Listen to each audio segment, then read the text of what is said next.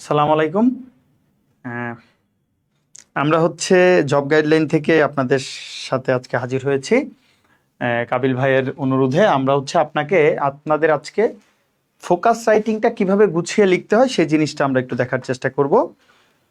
ঠিক আছে, তো প্রথমে একটু কমেন্টে আপনারা জানাবেন যে আমার সাউন্ড ক্লিয়ার কিনা, আমাকে সুন্দর মতো দেখতে পাচ্ছেন কিনা, আর কে কোন জেলা থেকে ক্লাসটি করছেন। হ্যাঁ, তো দুইটা কাজ করবেন আপনারা, সাউন্ড ক্লিয়ার কিনা কাইন্ডলি জানাবেন যে সাউন্ড ঠিক মতো শোনা যাচ্ছে কিনা, আর আর কে আমাদের সাথে কোথা থেকে যুক্ত হয়েছেন এই জিনিসটা একটু জানাবেন। হ্যাঁ, আজকে হচ্ছে আমরা গুরুত্বপূর্ণ ফোকাসের একটা লিস্ট আপনাদের ক্লাসের শেষে দেখাবো।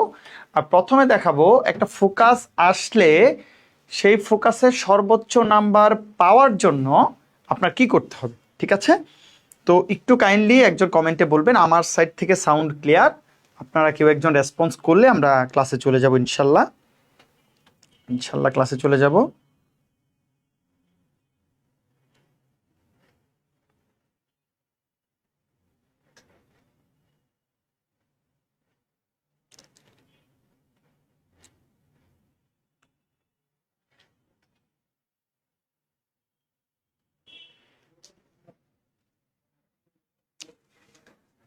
ওকে, ক্লিয়ার। একজন বলছেন আমাদের ইসরাত জাহান রুম্পা আপু বলছেন ক্লিয়ার। ওকে, যেহেতু ক্লিয়ার বলছেন আমরা চলে যাব, লাইভে চলে যাব এখন। এক সেকেন্ড, আমি আমার পেজ আলোকবর্তিকা পেজ থেকেও কাবিল ভাই বলছেন লাইভটা একটু শেয়ার করে দিতে। আমি একটু 1 মিনিট আমাকে সময় দিবেন, আমি আমাদের পেজ থেকে লাইভটা শেয়ার করে দিচ্ছি। যে কারণে হয়তো বা 1 মিনিট সময় লাগবে আমার ক্লাসটা শুরু করতে। জাস্ট 1 মিনিট সময় দেন আমাকে, তারপর আমরা ইনশাল্লাহ শুরু করে দিব।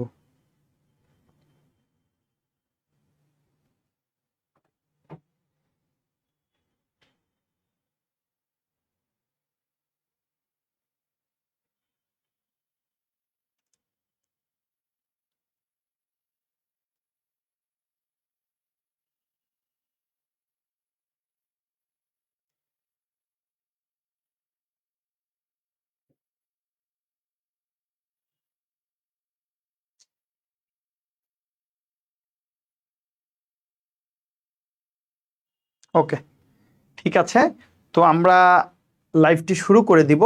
যে কোনো সমস্যা হলে আপনারা অবশ্যই কমেন্টে জানাবেন। তো আপনারা স্ক্রিনে দেখতে পাচ্ছেন ফোকাস রাইটিং লেখার কৌশল। আমরা যারা ব্যাংকের প্রস্তুতি নেই, তো ব্যাংকের প্রস্তুতির ক্ষেত্রে কিন্তু ফোকাস একটা বড় part, if not the biggest part. আপনার ব্যাংক ক্র্যাক করার জন্য ফোকাস রাইটিংয়ে অবশ্যই অবশ্যই ভালো হইতে হবে। অবশ্যই আপনার ফোকাস রাইটিংয়ে ভালো হইতে হবে। আপনি যদি ব্যাংকে ক্র্যাক করতে চান তাহলে আপনার ফোকাস রাইটিং অবশ্যই ভালো হইতে হবে। সেকেন্ড, এটা কমায় নেই, ফাইন। এখন দেখেন, ফোকাস রাইটিং লেখার সময় আমাদের একটা বড় ভুল করি, আমি একদম প্রথম থেকে বলতেছি। ধরেন আপনি আপনার সামনে প্রশ্নটি পেলেন, সাপোজ প্রশ্নটি আপনার কমন পড়লো, যেমন সিনিয়র অফিসারে এসেছিল এক্সপোর্ট ডাইভার্সিফিকেশন। আমরা কি করি, চিন্তা না করেই খাতায় লেখা শুরু করে দিই।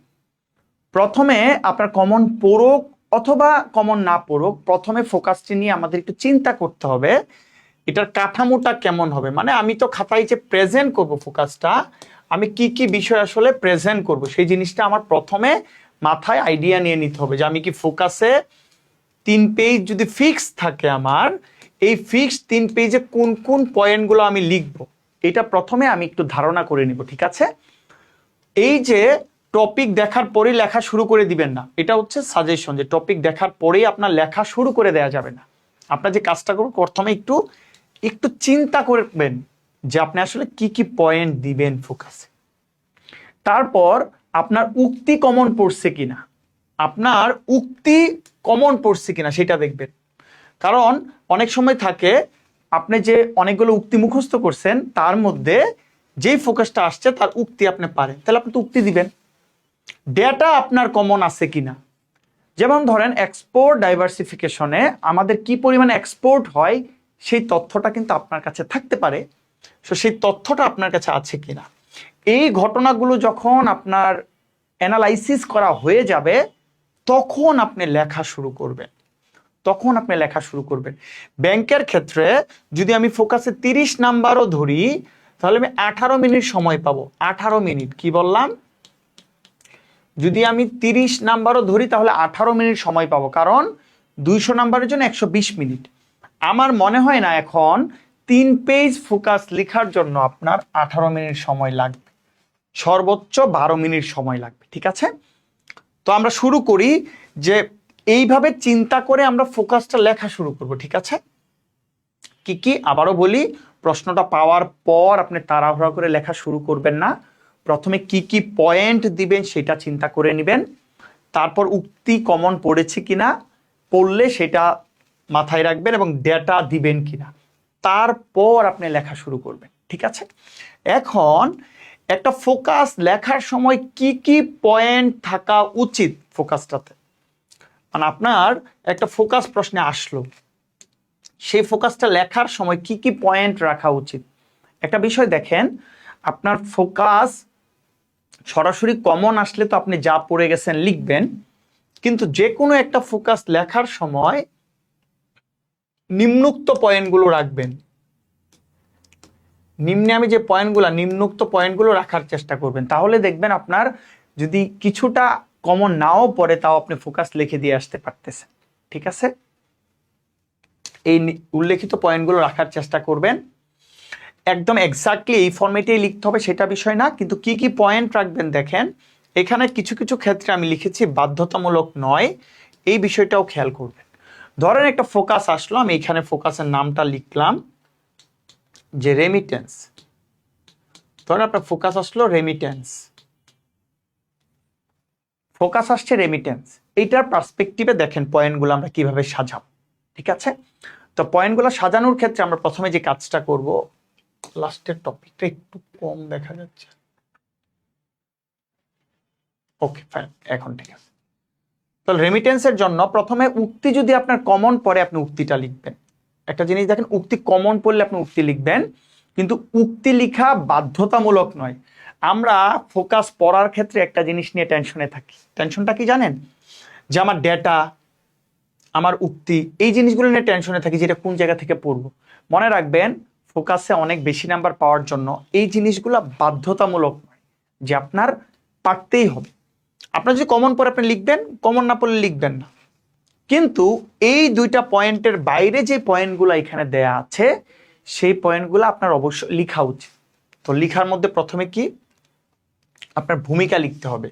প্রথমে শুরুই করবেন আপনি ভূমিকা দিয়ে। যদি আপনার উক্তি কমন পড়ে উক্তি দিলেন, উক্তি কমন না পড়লে উক্তি দিলেন না, কিন্তু ভূমিকা, যে রেমিটেন্সের প্রভাব এবং ভূমিকার মধ্যে কি কি থাকবে আমি এখানে একটু লিখে দিচ্ছি আপনাদের জন্য।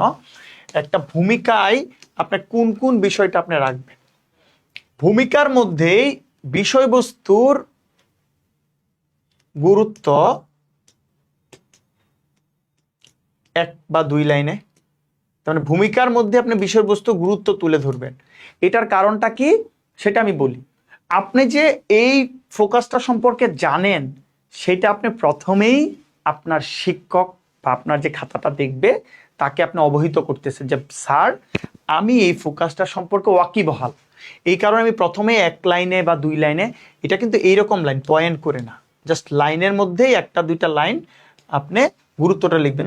রেমিটেন্স লেখার ক্ষেত্রে আপনি লিখতে পারেন যে রেমিটেন্স আমাদের কর্মসংস্থান তৈরি, আমাদের হচ্ছে ফরেন, মানে আমাদের যে বৈদেশিক মুদ্রা রিজার্ভ সংরক্ষণ এবং সামগ্রিকভাবে কর্মসংস্থান তৈরি এবং দারিদ্র্য দূরীকরণে ভূমিকা রাখে।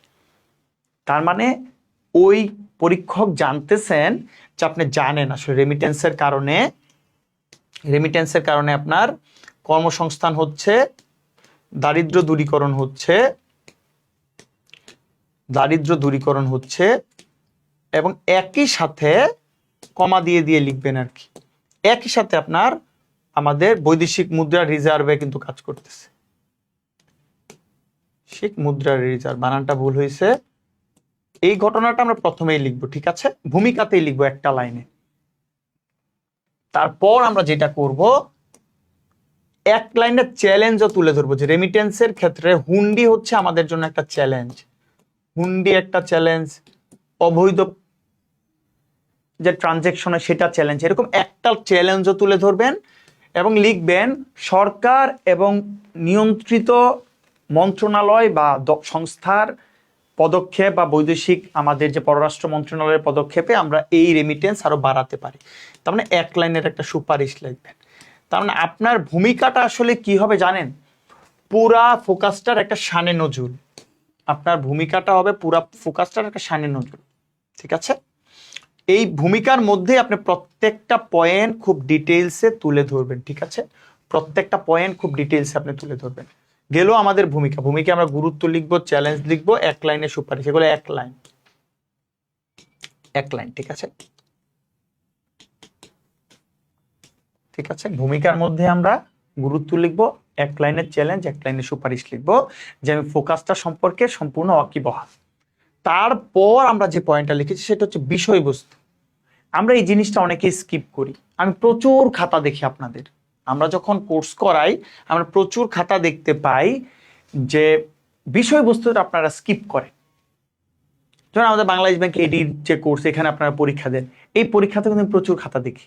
আমি ব্যক্তিগতভাবে খাতা দেখি কেন, কারণ খাতা তো অন্য কাউকে দিয়ে দেখানো যায়, কিন্তু আপনাদের ভুলটা বা আপনাদের মাইন্ডসেটটা বোঝার জন্য খাতাটা দেখি।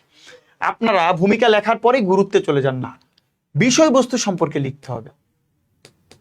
বিষয়বস্তুটা কি? এই ক্ষেত্রে আমাদের বিষয়বস্তু হচ্ছে রেমিটেন্স।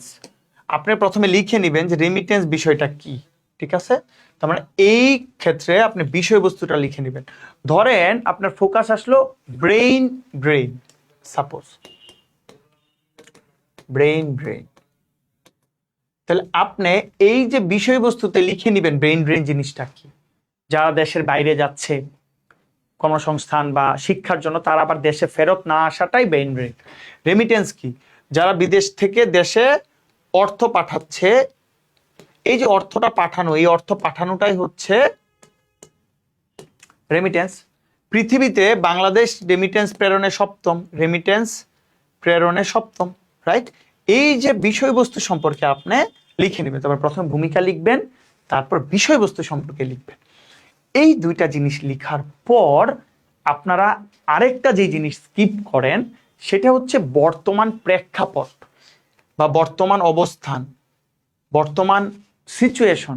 এক একটা ফোকাসের জন্য এক এক রকম হবে। রেমিটেন্সের জন্য বর্তমান প্রেক্ষাপট কি, যে গত 2-1 বছর ধরে কিরকম রেমিটেন্স আসছিল এবং এখন কিরকম রেমিটেন্স আসতেছে।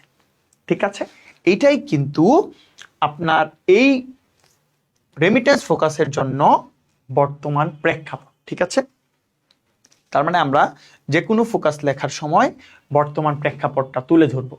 ধরেন আপনি একটা ফোকাস লিখতেছেন, সাপোজ টেকসই কৃষি। কি ফোকাস? এখানে আমি একটু কেটে দেই, আমি 2-1টা ফোকাস ধরে ধরে বোঝানোর চেষ্টা করতেছি। আমাদের ডেমো ফোকাসও আমরা দেখাবো, তারপরেও বলার সময় একটু বলে নিচ্ছি যে টেকসই কৃষি।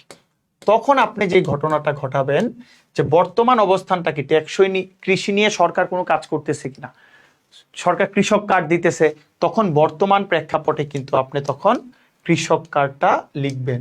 টেকসই কৃষির ক্ষেত্রে আপনি তখন কিন্তু কৃষক কার্ড লিখবেন। তাহলে এইটাই হচ্ছে বর্তমান প্রেক্ষাপট বা বর্তমানে এই বিষয়টার অবস্থানটা কি। তারপর দেখেন একটা জিনিস আমি লিখেছি যে ডেটা বা গ্রাফ, কিন্তু একটা জিনিস এখানে লেখা যে বাধ্যতামূলক নয়। এটার মানেটা কি? এটার মানে হচ্ছে আপনার ডেটা বা গ্রাফ সরাসরি মুখস্থ নাও থাকতে পারে, আপনি দিবেন না বিষয়টা এরকম না। যদি কমন পরে আপনি দিবেন, যেমন গত 2 অর্থ বছরে রেমিটেন্স এসেছে 26, 30 এবং 35 বিলিয়ন ডলার। আমার কাছে এই তথ্যটা আছে, তাহলে আমি এই তথ্যটা লিখবো যদি আমার কাছে থাকে। আমার কাছে যদি না থাকে আমি লিখবো না।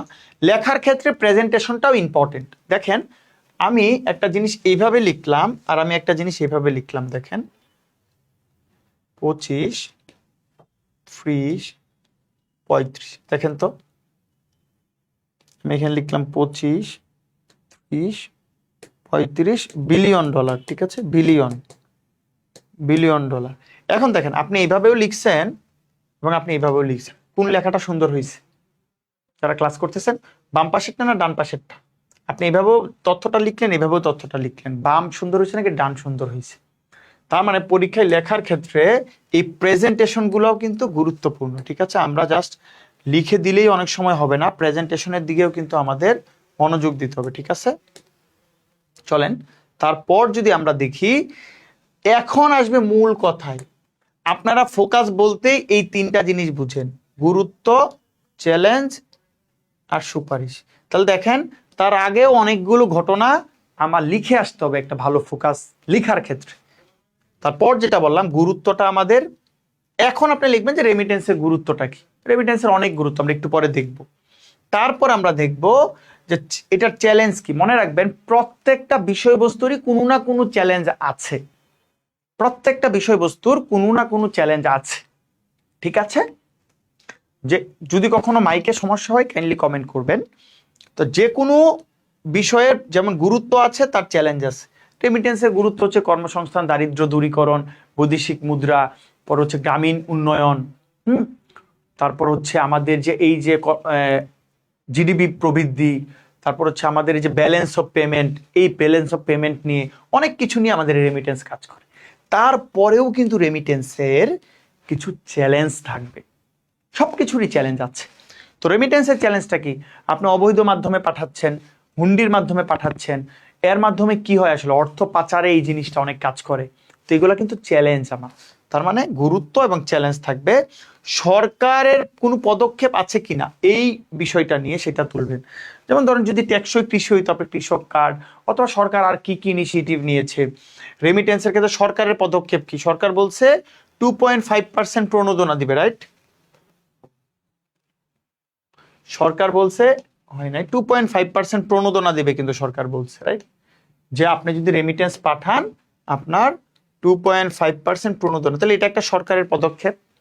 এরকম বাংলাদেশ ব্যাংক কোনো পদক্ষেপ নিয়েছে কিনা, ঠিক আছে। সামগ্রিকভাবে তখন একটা সুপারিশ করবেন এবং উপসংহার। তো এই হচ্ছে কি কি পয়েন্ট আপনি রাখবেন। এখন আমরা একটা পুরোপুরি ডেমো ফোকাস রাইটিং দেখব। আমরা একটা ডেমো ফোকাস রাইটিং দেখবো, যে একটা ফোকাস রাইটিং আসলে সেই ফোকাসটা আপনি কিভাবে লিখবেন। দেখেন কি লেখা, একটা নমুনা ফোকাস। এক্স্যাক্টলি আমি যে পয়েন্টগুলোর কথা বললাম সেই পয়েন্টটা আমরা এখন একদম লেখা সহ আপনাদের সামনে তুলে ধরবো, যে একটা ফোকাস আসলে কিভাবে লিখতে হয়। যেমন আমরা এখানে খুব গুরুত্বপূর্ণ একটা ফোকাস দিয়েছি, ডিজিটাল বাংলাদেশ বিনির্মাণে ক্যাশলেস ইকোনমির ভূমিকা। এটা যে কোনো পরীক্ষায় আপনি যে কোনো সময় পাইতে পারেন, কারণ এখন ক্যাশলেস ইকোনমি, বাংলা কিউআর, এগুলো নিয়ে গভর্নর স্যার অনেক বেশি কি বলবো ইন্টারেস্টেড, এগুলো নিয়ে কাজ করছে। তো ডিজিটাল বাংলাদেশ বিনির্মাণে ক্যাশলেস ইকোনমির ভূমিকা। তাহলে আমরা যে পয়েন্টগুলো বলছিলাম সে পয়েন্টগুলোর সাথে কিন্তু এখন মিলিয়ে একদম সরাসরি একটা ডেমো দেখব। তো প্রথমে আমরা বলেছিলাম যে একটা উক্তি থাকবে। এখন আমি তো ভাই বই থেকে সংগ্রহ করছি উক্তি, আমি লিখার কাজ লিখছি। আপনি যদি মুখস্থ রাখতে পারেন তাহলে মুখস্থ করবেন। মনে রাখবেন আপনার ব্যাংকের 15 থেকে 20টা ফোকাসের উক্তি আপনি মনে রাখবেন। কি কি আমি বলি, যেমন ক্যাশলেস ইকোনমির একটা উক্তি মনে রাখলেন, রেমিটেন্সের একটা উক্তি মনে রাখলেন, টেকসই কৃষির উক্তি মনে রাখলেন, জলবায়ু পরিবর্তন, নারীর ক্ষমতায়ন, এরকম তথ্য প্রযুক্তি 10টা থেকে 15টা আপনি মুখস্থ রাখবেন, দেখবেন কোনো না কোনোভাবে আপনি লিঙ্ক আপ করে ফেলতে পারতেছে। তাহলে আমরা দিয়েছি we are changing the world with technology. যেহেতু ক্যাশলেস ইকোনমি, এটা টেকনোলজির কারণেই কিন্তু হচ্ছে। তারপর আমরা এটা কিন্তু ডেমো, তো ডেমোর মানে হচ্ছে এক্স্যাক্টলি ফোকাসের ভূমিকা এত ছোটই হবে বিষয়টা এরকম না। এটা একটা ডেমো, যে উক্তির পরে আপনি দিবেন ভূমিকা। আমরা যেটা বলে আসছি আপনাকে, যে উক্তির পর আপনার ভূমিকা লিখতে হবে, ঠিক আছে। এই হচ্ছে আমাদের ভূমিকা। এর লেখাটা উঠতেছে না, আমি এই পাশ থেকে লিখি, একটু দাঁড়ান। লিখবেন, তারপর লিখবেন আপনি ভূমিকা। তো এই ভূমিকাটাই একটা ফ্লো আমি রেখে দিয়েছি, চাইলে আমি এডিট করতে পারতাম আপনাদের দেখানোর জন্য। যেমন আপনারা ফোকাস লেখার ক্ষেত্রে দেখেন আমি কি বলছি, যে সনাতন কাগজে নোটের নির্ভরতা কমিয়ে ডিজিটাল লেনদেনের মাধ্যমে একটি স্বচ্ছ, দ্রুত, অন্তর্ভুক্তিমূলক অর্থনৈতিক ব্যবস্থা গড়ে তোলাই ক্যাশলেস ইকোনমির ভূমিকা। তাহলে দেখেন এখানে আমি কিন্তু এটার গুরুত্বটা লিখে ফেললাম, যে স্বচ্ছ, দ্রুত, অন্তর্ভুক্তিমূলক ব্যবস্থা তৈরি করতে হবে। আমরা বলছিলাম ফোকাস লেখার ক্ষেত্রে আপনি শুধুমাত্র গুরুত্ব দিবেন না, আপনি অবশ্যই চ্যালেঞ্জ এবং সুপারিশ দিবেন। তাহলে এখানে একটা লাইন আসলে মিস হয়েছে। সেই লাইনটা হচ্ছে ক্যাশলেস ইকোনমি বিনির্মাণে গ্রামীণ অর্থনীতিকে মূল কাঠামোতে নিয়ে আসা এখন পর্যন্ত চ্যালেঞ্জ। গ্রামীণ কাঠামো বা গ্রামীণ সমাজকে কেন এই কথা বললাম? ঠিক আছে, আমার বাবা চাচারা এমএফএস চালাচ্ছে, কিন্তু তারা কিন্তু পুরাপুরি ক্যাশলেস ইকোনমি নিয়ে এখনো কমফোর্টেবল না। সবাই ঠিকমতো ফোন চালাতে পারে না। যেমন আমি আমার আম্মুকে যদি টাকা পাঠাই, আমার খালাতো ভাই মামাতো ভাইকে ডেকে আনতে হয় টাকা ক্যাশ আউট করার জন্য। বলে না, তোমার আব্বুকে দিবা না, তুমি আমাকেই দিবা। তো আমি যখন উনাকে ধরেন দিলাম, তখন উনি কিন্তু তুলতে পারতেছে না। তো হচ্ছে গ্রামীণ সমাজকে কিন্তু আমার ক্যাশলেস সোসাইটির মধ্যে নিয়ে আসতে হবে। এটা একটা চ্যালেঞ্জ। বানানটা বলি যে ক্যাশলেস, আমার গ্রামীণ সমাজকে ক্যাশলেস সোসাইটির মধ্যে নিয়ে আসতে হবে। ঠিক আছে, তারা কিন্তু এখনো আসছে না। আর এটার জন্য আমার সুপারিশও করে দিবেন যে সচেতনতা বাড়াতে হবে বা অবকাঠামো আরো ভালো করতে হবে। ঠিক আছে, ক্যাশলেস, এবং এটার জন্য আমার অবকাঠামো, ডিজিটাল অবকাঠামোর আরো উন্নয়ন করতে হবে।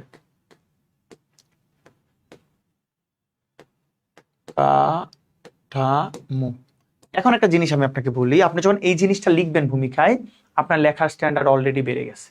কারণ অনেকে ফোকাসের ভূমিকায় কি লিখবে সেই জিনিসটাই বুঝে না। আপনি আজকে বুঝে গেলেন, যারা ক্লাস করতেছেন, যে আমাদের ফোকাস লেখার ক্ষেত্রে ফোকাসের মধ্যেই এটার গুরুত্ব, একটা চ্যালেঞ্জ এবং একটা সুপারিশ দিয়ে দিব। মনে থাকবে, আমি এই কাজটা করেছিলাম এবং আমি আশা করি, মানে আমার মনে হয় আমি ফোকাসে যথেষ্ট ভালো করেছি। ঠিক আছে, তো আপনারা এরপর থেকে এই কাজটা করবেন। হ্যাঁ, যারা ক্লাসটা দেখতেছেন, ফোকাস লেখার ক্ষেত্রে গুরুত্ব, চ্যালেঞ্জ এবং আপনি একটা সুপারিশ করবেন ভূমিকার মধ্যে। তারপর আমরা কি বলেছিলাম বলেন তো? উক্তি এবং ভূমিকার পর,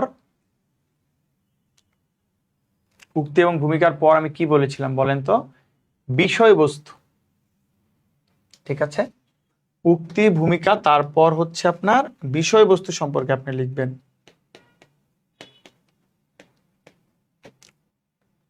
তাহলে আমার বিষয়বস্তুটাকে ক্যাশলেস ইকোনমি। তাহলে মুক্তি লিখবো, ভূমিকা লিখবো, তারপর বিষয়বস্তুতে চলে যাব। ঠিক আছে, যে ক্যাশলেস ইকোনমি বিষয়টা কি? যে অর্থনৈতিক ব্যবস্থায় লেনদেনের কাগজি মুদ্রার আপনার আর কোনো কাজ থাকবে না। আপনি কি কি ব্যবহার করবেন? Mobile banking, credit card, debit card, Bangla QR, internet banking, debit card, mobile banking. Mobile banking মানে হচ্ছে বিকাশ, নগদ, রকেট। ঠিক আছে, বিকাশ, নগদ এবং রকেট হচ্ছে আপনার ক্যাশলেস ইকোনমির ক্ষেত্রে এই বিষয়টা গুরুত্বপূর্ণ, মনে রাখবেন। ঠিক আছে, তার মানে আমরা উক্তি, ভূমিকা লেখার পর বিষয়বস্তুতে চলে যাব এবং বিষয়বস্তু মানে ক্যাশলেস ইকোনমি বিষয়টা কি সেটা তখন তুলে ধরব। ঠিক আছে, তো আমরা আমাদের 3টা পয়েন্ট কিন্তু লিখে ফেললাম। তারপর আমরা যে কাজটা করব সেটা হচ্ছে বর্তমান প্রেক্ষাপটে চলে যাব। তারপর বলছিলাম বিষয়বস্তুর পর বর্তমান প্রেক্ষাপট, ক্যাশলেস ইকোনমির বর্তমান প্রেক্ষাপটটা কি সেটা লিখবো। গুরুত্বটা একটু পরে দেখতেছি। তো ক্যাশলেস ইকোনমি বর্তমান প্রেক্ষাপট হচ্ছে বাংলা কিউআর। আপনি বলতে পারেন বাংলা কিউআর নিয়ে আপনি শুনছেন অবশ্যই আশা করি। তো ক্যাশলেস ইকোনমি বর্তমান প্রেক্ষাপটটা হচ্ছে বাংলা কিউআর। তারপর একটু লিখবেন যে কত তারিখে বাংলা কিউআর চালু হয়েছে, বাংলা কিউআরটা কিভাবে সিস্টেমটাকে ডেভেলপ করবে বা ক্যাশলেস ইকোনমিকে আরো প্রমোট করবে। দেখেন 1 জুলাই 2026 সালে কিন্তু দেশব্যাপী বাংলা কিউআর চালু হয়েছে, রাইট? এটা বাংলাদেশ ব্যাংক থেকে সিদ্ধান্ত নেওয়া হয়েছে। বাংলা কিউআর নিয়ন্ত্রণ করতেছে বাংলাদেশ ব্যাংক। এটা কেন করতেছে একটু আপনাদের বলি। ধরেন আগে আপনি আড়ং-এ শপিং করতে যাইতেন, আপনি ধরেন আড়ং-এ গেলেন, তো আড়ং-এ দেখা যাইতো কি, শুধু ধরেন আমি কাউকে বড় ছোট করার জন্য না, ধরেন বিকাশের শুধু কিউআর স্ক্যানারটা আছে। এখন আপনার হয়তোবা মোবাইলে টাকা আছে, মোবাইল বলতে আপনার কোনো একটা অ্যাকাউন্টের অ্যাপসে টাকা আছে। ধরুন আমি চালাই হচ্ছে city bank, BRAC bank, city বা ব্র্যাকের অ্যাপসে আমার টাকা আছে। আমি কিন্তু সরাসরি বিকাশে স্ক্যান করে পেমেন্ট করতে পারবো না। অথবা আমার নগদে টাকা আছে, যেমন আমারও অনেক সময় নগদে টাকা থেকেছে, বিকাশে তো এদিক সেদিক খরচ করে ফেলি। এখন আমি কিন্তু স্ক্যান করতে পারতেছি না, আমার কিন্তু বিকাশ থাকতেই হইতেছে। তার মানে আপনি আমাকে একটা প্রতিষ্ঠান রাখার জন্য বাধ্য করতেছেন। তো বাংলাদেশ ব্যাংক যে সিদ্ধান্ত নিল যে ভাই কোনোটাই লাগবে না, আমরা একটা ইউনিভার্সাল কিউআর করে দিব, ইউনিভার্সাল কিউআর যেটা হচ্ছে বাংলা কিউআর। এটার লাভটা কি? ইউনিভার্সাল কিউআরটার লাভটা কি?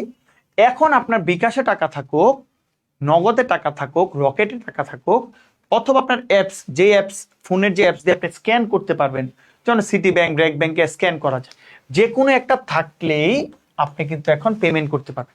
ধরেন বাংলা কিউআরটার মাল, এই স্ক্যানারটা বিকাশে, উপরে লেখা বিকাশ, বিকাশ স্ক্যান, কিন্তু ভিতরে বাংলা কিউআর লেখা থাকলে আপনি বিকাশ ছাড়াও আপনার নগদ, রকেট সবকিছু দিয়েই কিন্তু আপনি স্ক্যান করতে পারবেন। তাহলে এই যে বর্তমান প্রেক্ষাপটটা, সেটাই আপনার প্রশ্নে কিন্তু আপনি তুলে ধরবেন। এটাই ছিল ক্যাশলেস ইকোনমির বর্তমান প্রেক্ষাপট, যে এই যে এখন যে আমার বাংলা কিওয়ার্ডটা নিয়ে কাজ হইতেছে, বুঝতে পারছেন? তার মানে আপনি ক্যাশলেস ইকোনমি লিখলেন, কিন্তু এই বর্তমান প্রেক্ষাপটে বাংলা কিওয়ার্ডটা লিখলেন না, আপনার উত্তরটা একদম টু দি পয়েন্টে বা একটা জিনিস মিসিং থেকে গেল। যে বাংলা কিওয়ার্ডটা লিখবে সে কিন্তু বেশি নাম্বার পাবে, ঠিক আছে? তারপরে বলেছি আমরা ডেটা। এখন ডেটা আমরা তো দেওয়ার সময় মনে থাকেই, আপনার মনে নাই থাকতে পারে, সেটা ভিন্ন বিষয়, কিন্তু আমাদের কিন্তু ডেটা মনে আছে। দেখেন, তো আমরা একটা পরিসংখ্যান বা তথ্য দিলাম। পরিসংখ্যান বা তথ্য দেওয়ার আগে যে জিনিসটা শিওর থাকবে সেটা হচ্ছে সূত্র লিখতে হবে। কি লিখতে হবে? সূত্র বা সোর্স, সূত্র বা সোর্স লিখতে হবে, ঠিক আছে? যে কোনো তথ্য আপনি পরীক্ষায় তুলে ধরলে সেটা সোর্সিং করতে হবে। যেমন আমরা এই তথ্যটা নিয়েছি বিটিআরসি রিপোর্ট থেকে, বিটিআরসি রিপোর্ট। আমি যদি এই কথাটা না লিখতাম, আমার এই সোর্সের কোনো ভ্যালু থাকতো না। তাহলে আপনারা মনে রাখবেন, আপনারা অনেক ভালো লিখেন, অনেক সময় বলেন ভাই একদম টু দি পয়েন্টে ডেটা দিয়ে আসছি, তারপর পরীক্ষায় অনেক সময় আশানুরূপ নাম্বার পান না। কারণ হচ্ছে এই যে ডেটাটা, এই ডেটাটার সোর্সিং আপনি করেন। আপনার উচিত ছিল সোর্সিংটা করা, কিন্তু আপনি সোর্সিং করেন নাই। মনে রাখবেন, আমরা লিখছি এমএফএস গ্রাহক 2022 সালে ছিল 11 কোটি, 2025 সালে 17 কোটি, দৈনিক গড় লেনদেন, ইন্টারনেট ব্যবহারকারী এবং বাংলা কিওয়ার্ড প্রাথমিক পর্যায়ে। এখন কিন্তু ব্যাপকভাবে এটা 26 লিখতে পারেন, আপনি ব্যাপকভাবে প্রসার করছে, ঠিক আছে? এই ঘটনাগুলো লেখার পর আপনি আসলে গুরুত্বটা লিখবেন, ঠিক আছে? এই জিনিসগুলো লেখার পর আসলে আপনি গুরুত্ব লিখবেন। এখন হচ্ছে ক্যাশলেস ইকোনমির গুরুত্ব। একটা জিনিস আমি আপনাকে বলি, আপনার প্রশ্নে ছিল না ক্যাশলেস ইকোনমির ভূমিকা? যখন আপনাকে ভূমিকায় চাওয়া হইলো এবং আপনি ভূমিকা বা গুরুত্ব লিখবেন, কতগুলা পয়েন্ট লিখবেন? কমপক্ষে 7 থেকে 8টা পয়েন্ট লিখবেন, ঠিক আছে? 7 থেকে 8টা পয়েন্ট। এখানে আমরা ডেমোর জন্য 5টা দেখাইলাম। এখন আরেকটা প্রশ্ন আসে, আপনারা হয়তো বা কেউ প্রশ্ন করছেন না, বা ফেসবুকে ওভাবে প্রশ্ন করতে একটু জটিল, কমেন্টে করতে পারতেন, প্রশ্নগুলা ব্যাখ্যা করতে হবে কিনা। এই যে পয়েন্ট প্রশ্ন বলতেছি, পয়েন্টগুলা ব্যাখ্যা করবেন নাকি শুধু লিখবেন ক্যাশলেস ইকোনমির প্রভাব বা গুরুত্ব হচ্ছে স্বচ্ছতা, জবাবদিহিতা, অর্থনৈতিক অন্তর্ভুক্তি, নোট ছাপানোর খরচ কম, রাজস্ব আয় বৃদ্ধি, সময়ের সাশ্রয়? না, আপনার এই 8টার মধ্যে কমপক্ষে 3 থেকে 4টার ব্যাখ্যা সহ লিখতে হবে। সবগুলা না, কিন্তু আপনি সময় পাবেন না। 3 থেকে 4টা ব্যাখ্যা সহ পয়েন্ট। কারণ স্বচ্ছতা জবাবদিহিতা লেখার পর এই লাইনটা দিয়ে ব্যাখ্যা করবেন, আপনার আর্থিক অন্তর্ভুক্তি লেখার পর এই লাইনটা দিয়ে ব্যাখ্যা করবেন, নোট ছাপানোর খরচ হ্রাস এটা লেখার পর এই লাইনটা দিয়ে ব্যাখ্যা। এই 3টা পয়েন্ট লেখার পর বাকিগুলো আপনি জাস্ট পয়েন্ট লিখলেই হবে। তারপর আপনি শুধু যদি লেখেন এছাড়াও বলা যায় রাজস্ব আয় বৃদ্ধি, সময়ের সাশ্রয়, এরকম আরো 2-1টা লাইন আপনি এভাবে লিখতে পারেন। দেখেন আমি দেখাই, এছাড়াও বলে আপনি এরকম একটা টান দিলেন, দিয়ে তখন আপনি জাস্ট এই 4টা পয়েন্ট লিখলেন। ধরেন রাজস্ব আয়, তারপরে হচ্ছে সময় সাশ্রয়, এরকম ভাবে আপনি তখন আর 2-1টা পয়েন্ট লিখবেন। তো প্রেজেন্টেশনটা ভালো করে বা এরকম একটা টান দিয়ে লিখলে সুন্দর দেখা যায়, ঠিক আছে? এইভাবে আপনি লিখতে পারেন। তো কি বললাম আমরা, যে পয়েন্ট লেখার ক্ষেত্রে 3 থেকে 4টা পয়েন্ট আমরা ব্যাখ্যা করে লিখবো। 3 থেকে 4টা পয়েন্ট ব্যাখ্যা করে লিখার বাকি পয়েন্টগুলো আমরা শুধু পয়েন্টগুলো লিখলে হবে। এখন আপনাদের সকল প্রশ্ন আমিই করে দিচ্ছি। অনেকে বলেন ভাই আমি এই পয়েন্টগুলাই লিখতে পারি না বা লিখতে আমার জটিলতা হয়, আমি বুঝি না। আপনার পয়েন্ট লিখতে হবে না। তাহলে আপনি যে এটা লিখতে জটিলতা হয়, আপনি জাস্ট পয়েন্টগুলো স্কিপ করে দেন, কোনো সমস্যা নাই। আপনাকে কেউ কেউ কম নাম্বার দিবে না, বিশ্বাস করেন ভাই। আপনি যদি এটা স্কিপও করেন, কিন্তু আপনার তাহলে কি করবেন, তাহলে আমি কি করব, ডিরেক্ট উত্তর লিখবেন। জাস্ট এখান থেকে লেখা শুরু করবেন। এই যে এখানে টিক দিবেন, দেখেন আমি যেখানে টিক দিতেছি এখানে টিক, এখানে টিক। তখন তো আর পয়েন্ট লিখবেন না, তখন যতগুলা লিখবেন সবগুলা শুধু ডিটেলস ব্যাখ্যা সহই লিখবেন। কিন্তু আমার মনে হয় বেশি নাম্বারের জন্য আপনি পয়েন্টও তুলবেন এবং ব্যাখ্যাও লিখবেন। কমপক্ষে 2 থেকে 3টা পয়েন্ট তুলে ব্যাখ্যা লিখবেন, বাকিগুলো আপনি জাস্ট পয়েন্টগুলো লিখলেই হবে। বুঝতে পারছেন? এটা ছিল ক্যাশলেস ইকোনমি প্রভাব এবং গুরুত্ব। তাহলে আমরা কি কি পয়েন্ট লিখলাম এখন পর্যন্ত বলেন তো? আরো আছে, আমি জাস্ট বলি। প্রথমে আমরা একটা উক্তি লিখছি, উক্তির পর আমরা কি করলাম, ভূমিকা লিখলাম, রাইট? ভূমিকার পর কি করলাম, বিষয়বস্তু দেখলাম, রাইট? বিষয়বস্তুর পর কি দেখলাম, এটা প্রেক্ষাপট, বর্তমান প্রেক্ষাপট দেখলাম, তারপর ডেটা দেখলাম, এখন গুরুত্ব দেখলাম। এখন আমাকে বলেন তো ফোকাসটার ক্ষেত্রে এর পরে আমার কি লিখতে হবে, এই ভ্যালুগুলার পরে বা এই জিনিসগুলোর পরে আমার কি লিখতে হবে, পরের পয়েন্টটা এখন আমার কি আসবে, এই ক্যাশলেস ইকোনমির এই পরের পয়েন্টে কি আসবে? কেউ যদি কমেন্ট করতেন যে উক্তি, ভূমিকা, বিষয়বস্তু, প্রেক্ষাপট, ডেটা, গুরুত্ব। হয় আপনারা সব বুঝতেছেন, অথবা আগে থেকে এই জিনিসগুলো জানতেন, অথবা আমি বুঝাতে পারছি না, কারণ কমেন্ট করলে ক্লাসটা আরো ইন্টারেক্টিভ হয়। এই যে উক্তি, এই ভূমিকা, এই বিষয়বস্তু, প্রেক্ষাপট, ডেটা, গুরুত্ব, এই জিনিসগুলো লেখার পর আর কি কোনো কিছু লিখতে হবে? দেখি তো আমার পেজ থেকে কেউ কমেন্ট করছে কিনা। 1 সেকেন্ড আমাকে সময় দিবেন।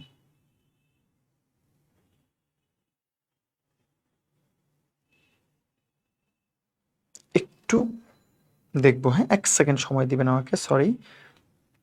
আপনাদের পেজে দেখতে পাচ্ছি আমি।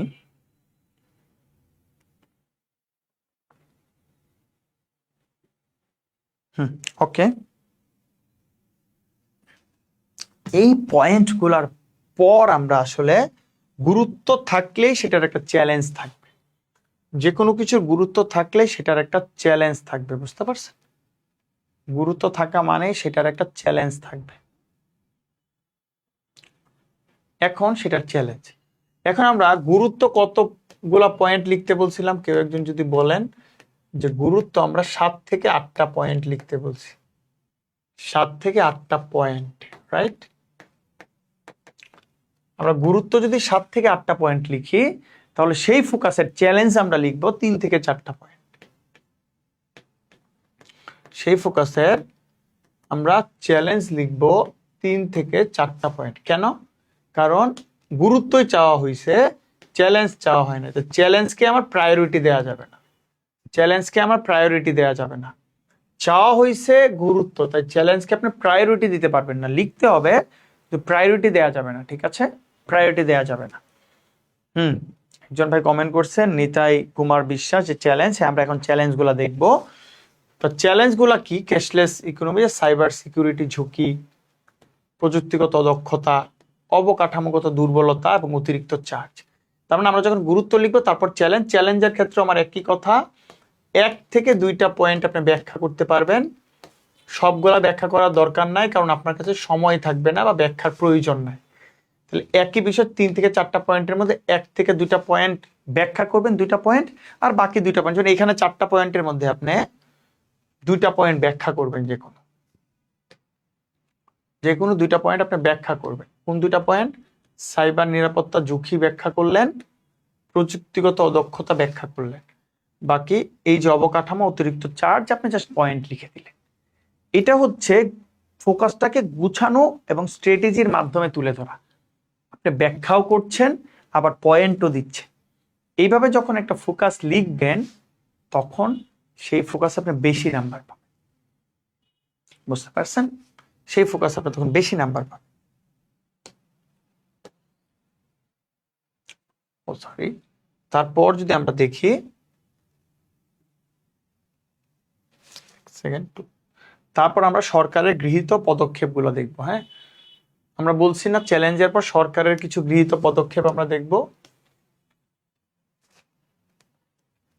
সরকারের কিছু গৃহীত, তার মধ্যে যে প্রথমেই তো বাংলা কিওয়ার্ডটা আসবে, কারণ এটাই তো সরকারের গৃহীত পদক্ষেপ, এটা বাধ্যতামূলক করা হয়েছে।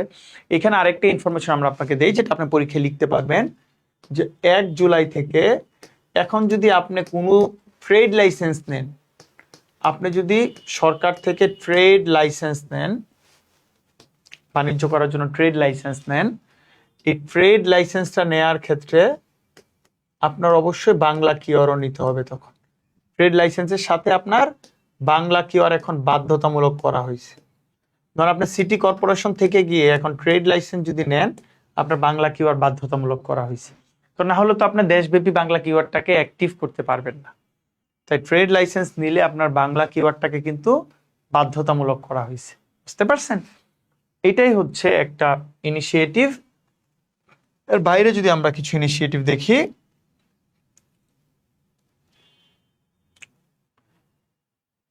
দেখেন এর মধ্যে ক্যাশলেস বাংলাদেশ ইউনিট গঠন, দেশের আর্থিক প্রতিষ্ঠানগুলো ডিজিটাল পেমেন্ট প্রসারে। হ্যাঁ, আমরা যে মার্চ মাসের 26 তারিখ, এটাও কিন্তু নতুন গভর্নর আসার পরে, মানে নতুন গভর্নর আসার পরে প্রথম ওনার শুরুই হয়েছে ক্যাশলেস বাংলাদেশের ধারণা নিয়ে। তো ক্যাশলেস বাংলাদেশ ইউনিট মার্চ মাসে করা হয়েছে।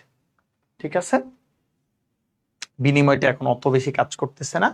তার মানে আমরা সরকারের ইয়েও লিখে ফেলছি, এখন হচ্ছে আমরা লিখব সুপারিশ। তোমার আপনি গুরুত্ব লিখবেন, চ্যালেঞ্জ লিখবেন, সরকারের পদক্ষেপ লিখবেন, তারপর সুপারিশ। একই ঘটনা এখানেও, সুপারিশও আপনি 3 থেকে 4টা পয়েন্ট দিবেন,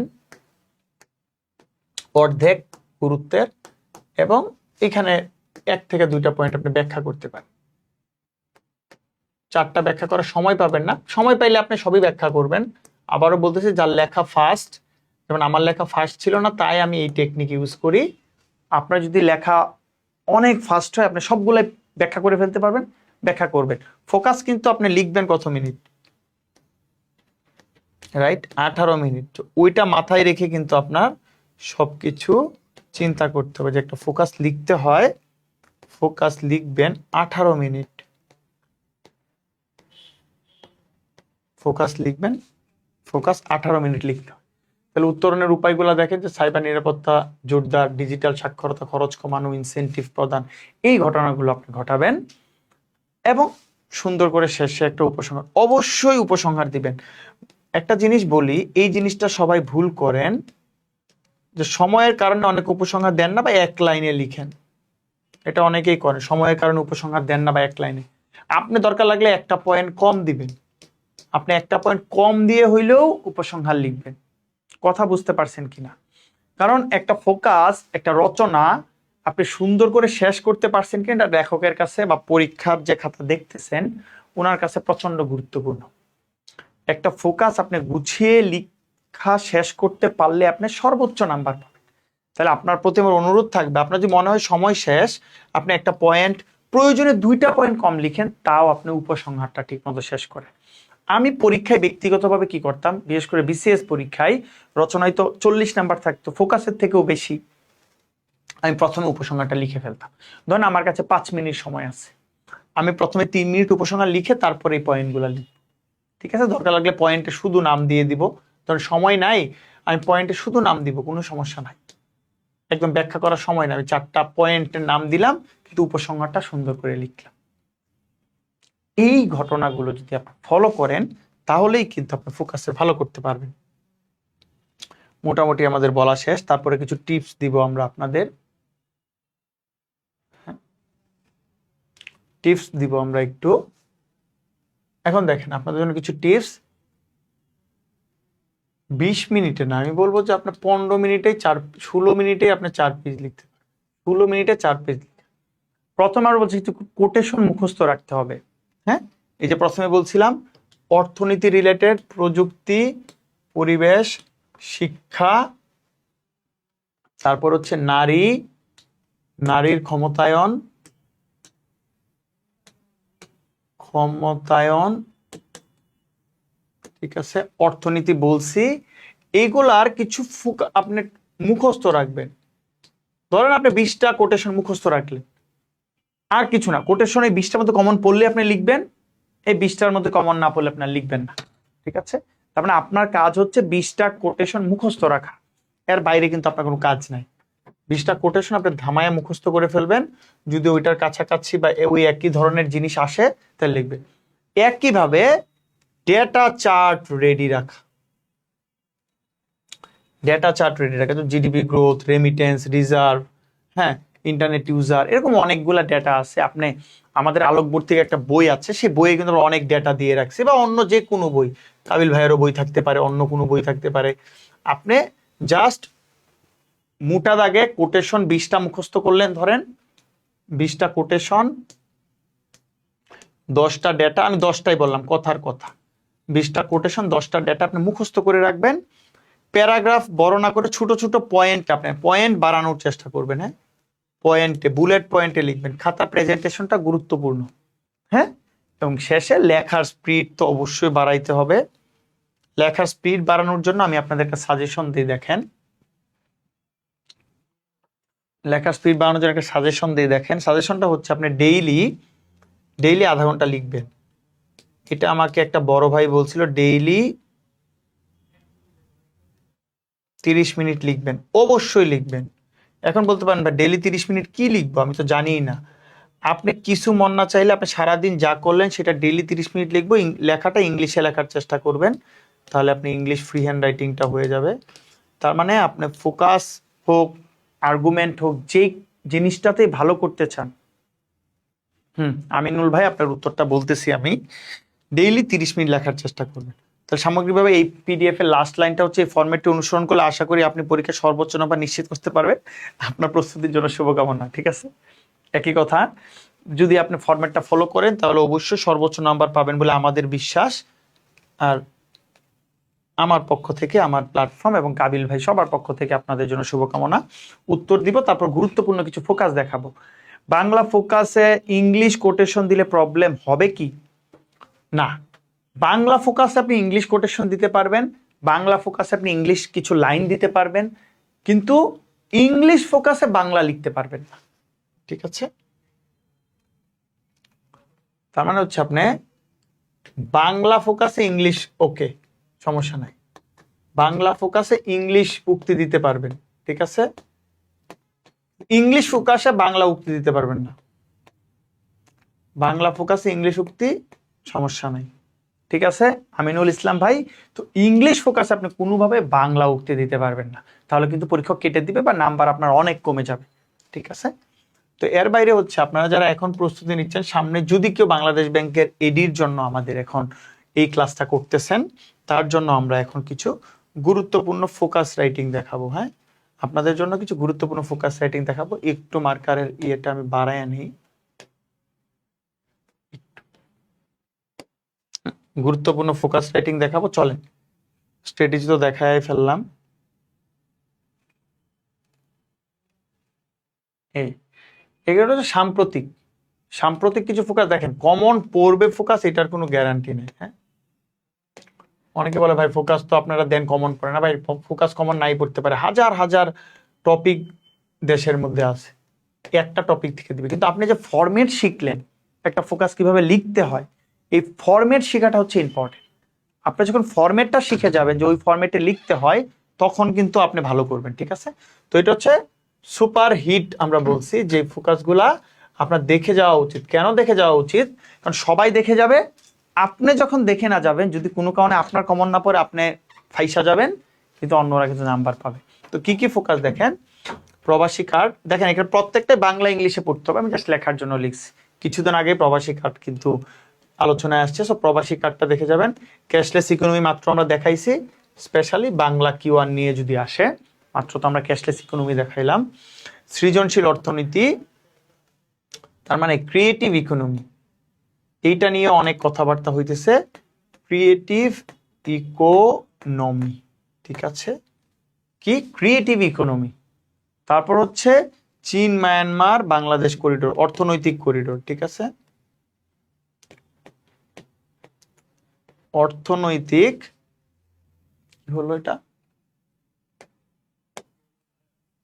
এক সেকেন্ড দাঁড়ান, অর্থনৈতিক করিডোর, ঠিক আছে।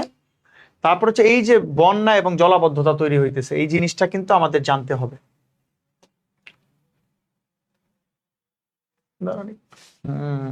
এক সেকেন্ড,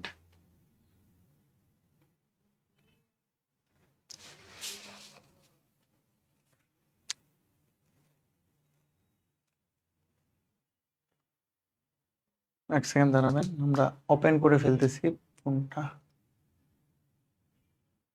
না এটা না, তাহলে উপরেরটা। ওকে,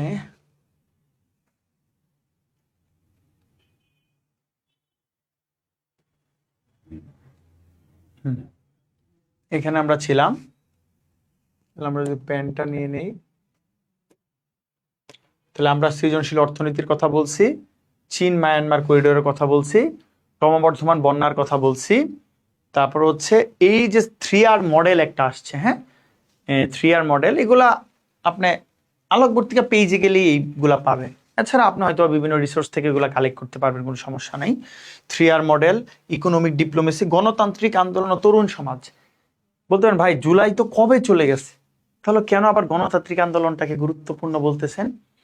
জুলাই অনেক আগে চলে যেতে পারে, জুলাইয়ের স্পিরিট চলে যায় না। দেখেন ইন্ডিয়াতে সিজেপি, ককরোচ জনতা পার্টির কিন্তু আন্দোলন চলতেছে। এই যে সিজেপির আন্দোলন চলতেছে, এটা আপনি বলতে পারেন নির্দ্বিধায় বাংলাদেশ থেকে ইন্সপায়ার্ড। এই যে তরুণ সমাজের আন্দোলন, সেটা বাংলাদেশ থেকে ইন্সপায়ার্ড হয়ে করা হয়েছে, ঠিক আছে। তারপর আমি পুরাটা দেখাবো না, এটা আমি কাবিল ভাইকে আমি দিয়ে দিলাম, আপনারা দেখে নিতে পারেন। এখানে হচ্ছে আমার যে গুরুত্বপূর্ণ ফোকাসগুলো মনে হয়েছে রিসেন্টলি আপনাদের পড়া উচিত, সেই ফোকাসগুলোর একটা লিস্ট এখানে দিয়ে দিয়েছি। এটা আমার বেসিক্যালি আমার বইয়ের লিস্ট। তো আপনি যে প্ল্যাটফর্ম থেকেই বইগুলো সব পড়েন বা যেখানেই পড়েন, যেখান থেকে সংগ্রহ করেন, বইগুলা পড়েন আর না পড়েন, ফোকাসগুলো আপনি দেখে নেবেন। প্রত্যেকটা গুরুত্বপূর্ণ ফোকাস এখানে দেওয়া আছে, হ্যাঁ। যে ফোকাসগুলো আপনি পরীক্ষার জন্য বা কাছাকাছি সময়ে যে পরীক্ষা, সেটা এখন বাংলাদেশ ব্যাংক এডির পরীক্ষা হোক বা সামনে সিনিয়র অফিসার বা 26 ভিত্তিক সার্কুলারের হোক, এই ফোকাসগুলো আপনার অবশ্যই পড়ে নিতে হবে, ঠিক আছে।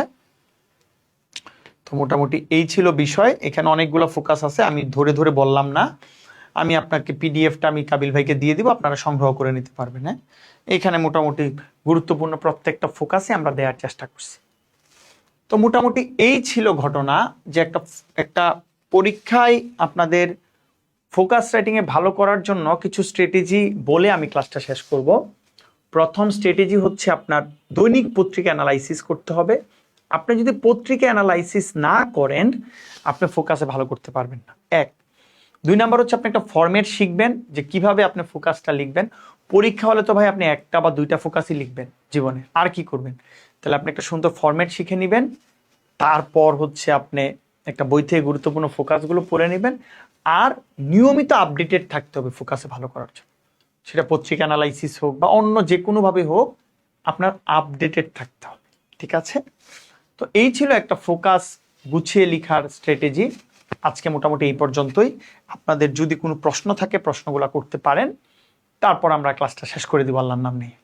আপনাদের কোনো কিছু যে জানার থাকে, কাইন্ডলি আপনারা জানার জন্য জিজ্ঞেস করতে পারেন। আমার ধারণা থাকলে আমি সেটা আপনাদের অবশ্যই বলার চেষ্টা করব, ঠিক আছে।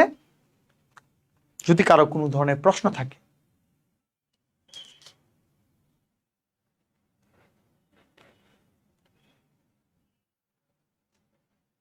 ঠিক আছে, আমরা প্রশ্নের জন্য ওয়েট করতেছি। হ্যাঁ,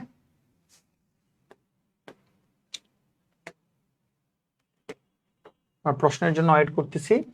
আপনারা কোনো প্রশ্ন যদি করেন তাহলে আমরা করব, না হলে আমরা শেষ করব। তাহলে আমরা শেষ করতেছি ভাই, আমরা লাইভটা শেষ করে দেব ইনশাল্লাহ।